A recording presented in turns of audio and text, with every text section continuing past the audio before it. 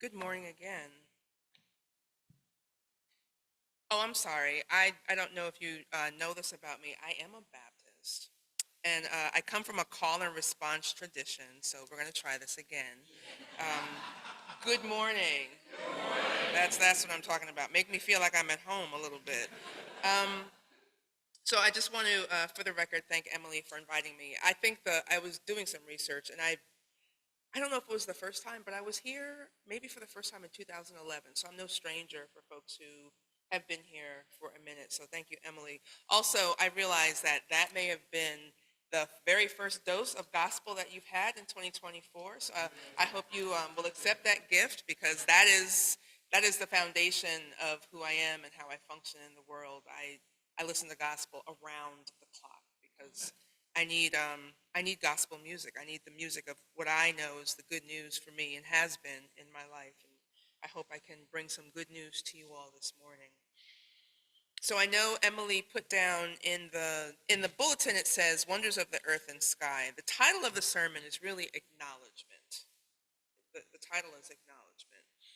So you know that I'm speaking from the 8th Psalm, Psalms 8 this morning. And I love the Psalms, and I know some people love it because of its poetry, and it is beautiful. It is beautiful writing. It's even more beautiful in Hebrew.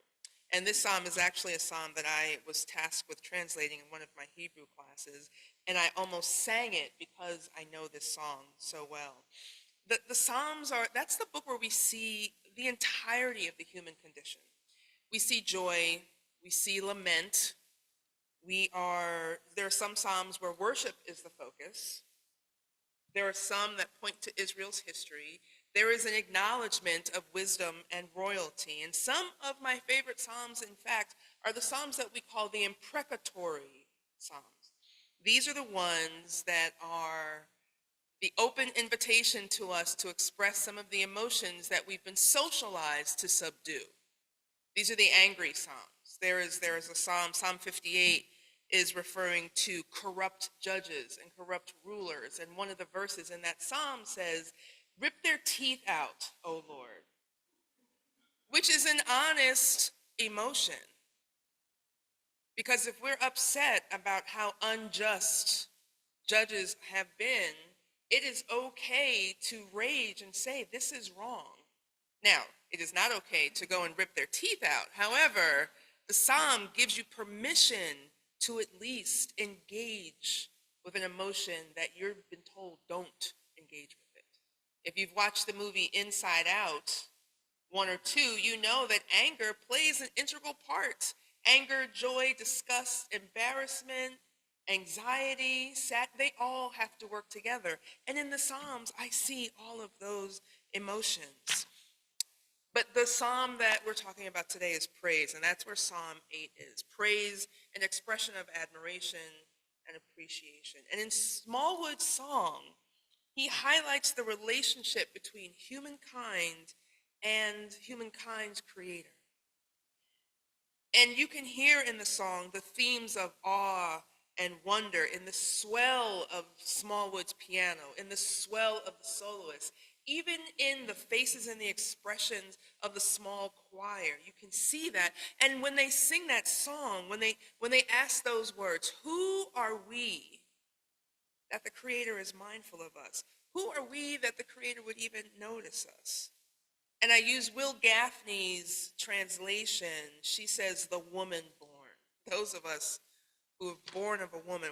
We are as dust. That's what Adam translates to, the dust, the soil of the earth. So who am I? I have a rescue dog I walk early in the morning while the moon and the stars are still up in the sky. The sun hasn't come over the horizon yet, and I joke that those moments before the world or Bedford Hills wakes up are the moments when I feel like I can solve everything. Because it's just me, the chill air, my neighbors aren't up, the buses aren't running. It's just me, my dog, the moon, and the stars. When the harvest moon was in the sky a couple of weeks ago, I stood outside and tried to take a picture of it as I was walking with my dog, but the trees and the wires obscured my view. And honestly, as good as our cameras are, there is nothing that can capture the beauty of the moon better than your naked eye. I was awestruck. The fullness, the haze around the moon. Who am I that I should be allowed to view such an incredible image? I am also a Black woman living in a country that has done everything it can to destroy me. In 1662, in Virginia, the House of Burgess enacted a law that said the status of the child would follow the status of the mother.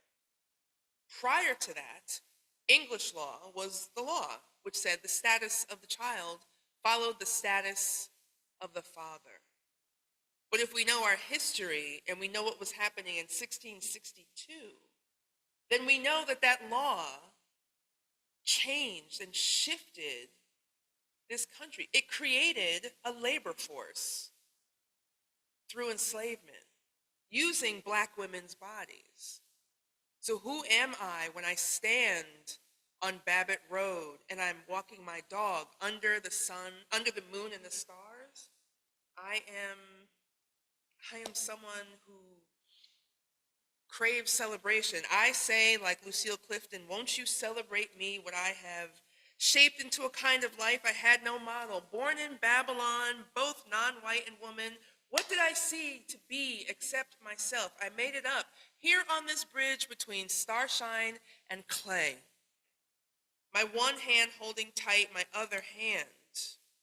Come celebrate with me that every day something has tried to kill me and has failed. So I stand in that space, knowing who I am, in the awe of my Creator. The idea that the womb of life would consider me reframes all of the lies people have spread about people who look like me. I want to say that again because I know I'm standing in a place where many of us, and myself included, have felt the brunt of religion. The violent thrust and strike of religion. But I lean on this psalm because it says the womb of life considers me. And that helps me reframe what I've been told about myself, the lies that I've been told about myself. So when I'm out walking and I'm in conversation, I remember scooping up one of my nieces in the middle of the night to take her out to see the lunar eclipse. She's 15 now, so this is about 12, 13 years ago. She didn't know what was going on, but I wanted to create a memory with her. I am in awe of that creation and that God is mindful of me. This psalm highlights the admiration and appreciation of those for whom God has given an assignment. I have an assignment. We have an assignment. It recognizes humankind's position and answers the question, at least to me, what is my responsibility as I acknowledge a creator who acknowledges me, little old me? The psalm situates humans, recognizes us, and acknowledges us. It says, I see you, womb of life, and I know you see me. So in the morning, after I'm finished walking my dog and the sun begins to rise, I know that I have to turn and face whatever the day has in front of me. I can't stay out there all night and all day. I have to go to work. You gave us mastery over the works of your hands. You put all things under your feet. That's what the psalmist says. Now, for those of you who do know me, and you may have recognized my sister's place, you know that my sister's place is a full-service domestic violence anti-trafficking agency. We've been around coming on 50 years. And as an educator, I don't directly work with clients or survivors. I'm out in the community teaching people and giving them an understanding of what power is. My work keeps me engaged in reframing how we understand power. We've been socialized to understand that how power is gained, maintained, and used. We have been socialized to understand how power is gained, maintained, and used. We've been taught that life is about the survival of the fittest. Thank you, Charles Darwin. Chinua Achebe tells us, until the lions have historians, the history of the hunt will always glorify the hunter. This psalm warns us to avoid glorifying the hunter. This psalm tells us, encourages us to turn and hear the story the lions have to tell, because we're supposed to take care of the lions, not hunt them.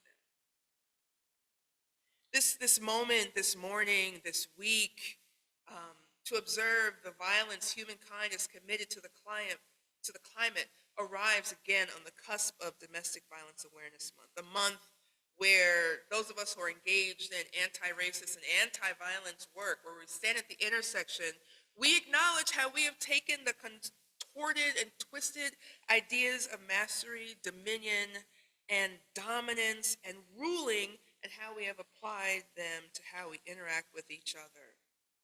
And as someone who represents the Christian church, I know I have an exquisite responsibility to address the ways the church has perpetuated these twisted, contorted ideas of dominance, power, control, ruling over all of humankind. There are people in churches right now across this country and the globe, if I'm going to be honest, whose first notions of power over were learned in the story of the creation. Then God said, let us make humans in our image, according to our likeness, and let them have dominion over the fish of the sea, the birds of the air, and over cattle, and all the wild animals of the earth, and over every creeping thing that creeps upon the earth. And not once did it say, let us have dominion over other human beings. And yet, for 14 years, I've been working in a place because people have exercised power and control and dominion over other people. I have a responsibility to dismantle that.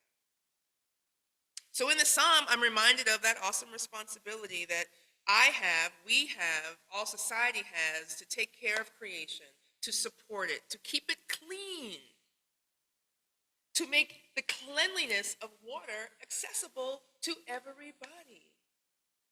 But we know in Flint, Michigan, they still don't have clean water.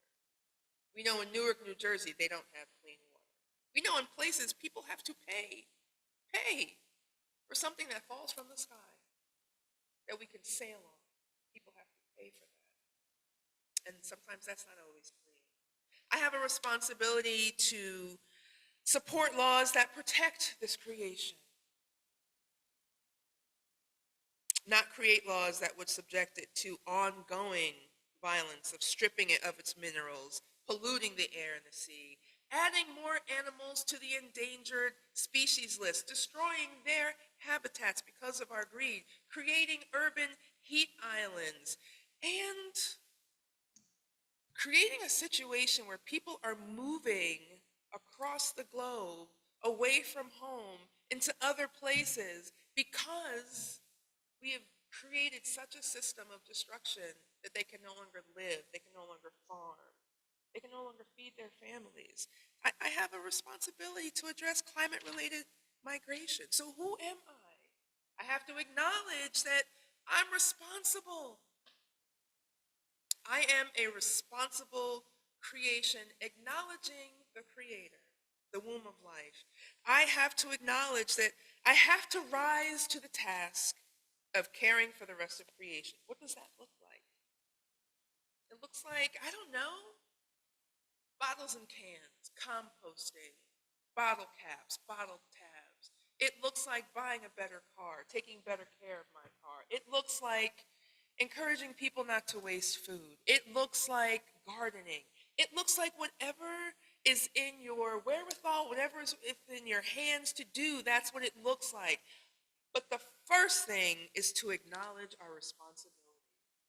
And my responsibility is rooted and grounded in my understanding of my relationship between me and my Creator. For me, it looks like addressing abuses of power. It looks like dismantling control. It looks like teaching my nieces, because I'm not going to be here.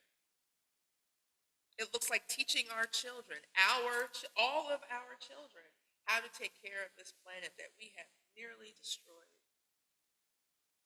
Who am I? I am someone who is responsible and acknowledging that I have to reclaim the planet. I have to reclaim it from the strikes and the violence that we've enacted upon it. I have to acknowledge what I've done. But then turn my head back to the moon and the stars, talking to the Creator, who is mindful of me, to be mindful of my Creator and do what needs to be done on behalf of all creation.